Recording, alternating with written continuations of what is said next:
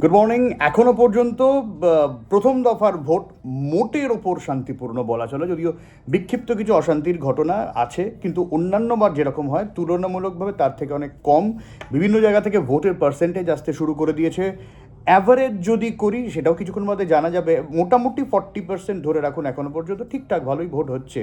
তবে সবথেকে একটু বেশি জল্পনা কল্পনার মধ্যে হুমায়ুন কবির শিবনগর বলে একটা জায়গা আছে, সেখানে তিনি ওই রাজ্য সড়কের ওপর আপাতত বসে রয়েছেন, চেয়ার পেতে বসে পড়েছেন, রীতিমতো রাস্তা অবরোধ করেছেন। তার অভিযোগ যে তার অনুগামীদের তৃণমূল কংগ্রেস কর্মী সমর্থকরা বাধা দিচ্ছেন, পুলিশ দিয়ে ভোট করানো হচ্ছে, এমনটাই অভিযোগ করা হয়েছে। ফলে সমস্ত কিছুতে এখন এই নওদা বিধানসভাটা ফোকাসে টেনে নিয়েছে। বাকি জায়গায় টুকটাক কিছু ঘটনা রয়েছে, কিন্তু মেজর কিছু না।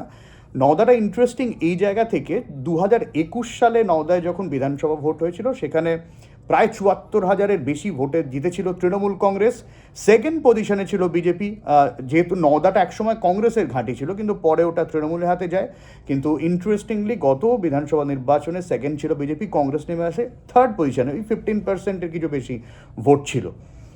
মজার বিষয় হচ্ছে লোকসভা ভোটে বিধানসভা বাড়ি যদি দেখা যায়, নওদায় কিন্তু সেকেন্ড পজিশনে কংগ্রেস উঠে আসে এবং বিজেপি অনেকটা পিছনে চলে যায়, এবং তৃণমূল কংগ্রেসের সঙ্গে কিন্তু হাড্ডাহাড্ডি টক্কর। সেই জায়গা থেকে মনে করা হচ্ছে নওদায় এবারে কংগ্রেস সঙ্গে তৃণমূল কংগ্রেসের একটা হাড্ডাহাড্ডি লড়াই হতে পারে। কিন্তু সেইখানে যখন হুমায়ুন কবিরের এন্ট্রি হয়, কারণ হুমায়ুন কবির দু জায়গা থেকে ভোটে দাঁড়িয়েছেন, নওদা এবং রেজিনগর।